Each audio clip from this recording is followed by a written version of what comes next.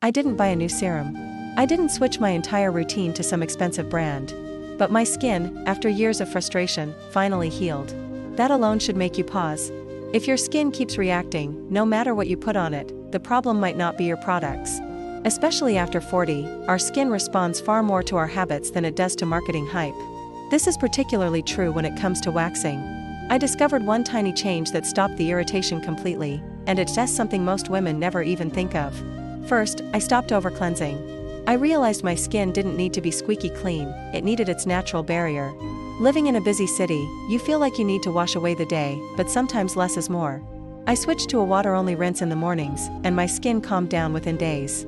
Second, I changed when I touched my skin. I stopped those constant mirror checks, poking and prodding at every little spot.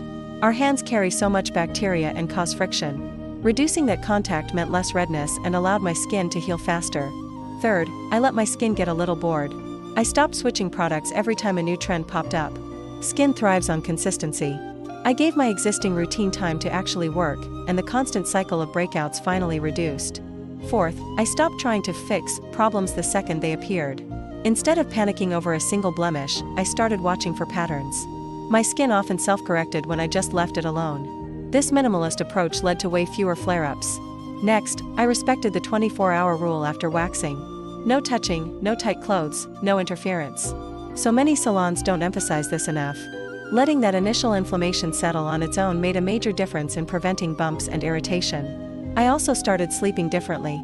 I made a conscious effort not to smush my face into the pillow and changed my pillowcases much more frequently. This simple change reduced friction and bacteria exposure overnight, so I woke up with calmer skin. Then, I stopped chasing the glow. We're taught that glowing skin is the ultimate goal, but that often leads to overexfoliation. I decided to focus on calm, healthy skin first. Once the redness faded, my skin's texture improved naturally. I also reduced my skin's exposure to heat. Those long, hot showers, especially in the winter, were a silent trigger for irritation. Switching to lukewarm water helped protect my skin's barrier, leading to less itching and more comfort. I simplified my routine order.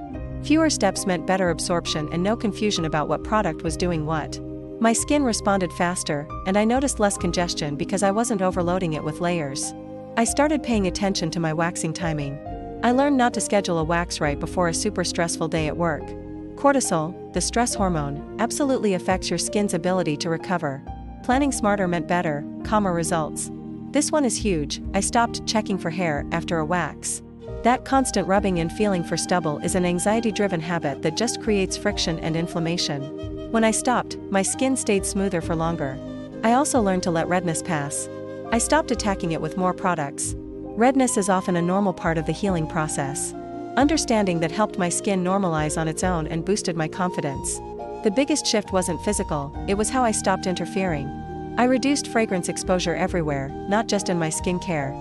I switched to fragrance-free laundry detergent for my clothes, towels, and bedding. This was a game changer for reducing random, unexplainable reactions. I gave my skin fewer decisions to make. A predictable, consistent routine calms the skin. It knows what to expect. This minimalist mindset led to better long-term results and way less stress for both me and my skin. I paid close attention to fabric contact. Tight jeans or scratchy work pants right after a leg wax. A recipe for friction bumps.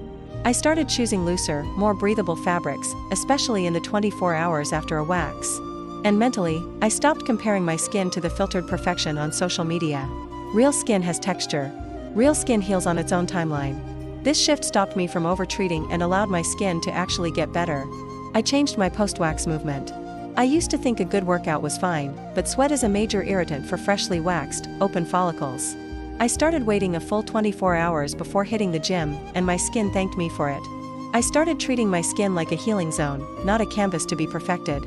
Thinking of it from a medical perspective, respecting its recovery process, helped me reduce trauma and allowed it to repair itself much faster. I learned my skin's no signals. A tingling sensation isn't always a sign that a product is working. For me, it was a warning. That tight feeling after cleansing? A sign of a stripped barrier. Better intuition led to fewer mistakes. I also accepted that texture can exist temporarily.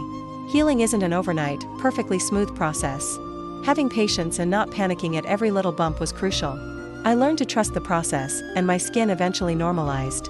I simplified my mirror time. Less scrutinizing, less magnifying, and more just accepting. This had a huge psychological benefit, reducing my stress about my skin, which in turn helped it calm down. I stopped mixing advice. I unfollowed the dozens of influencers all saying different things and stuck to one clear, simple method. This clarity allowed my skin to finally stabilize, and I could see what was truly working. I started treating waxing as a part of my skincare routine, not just a hair removal chore.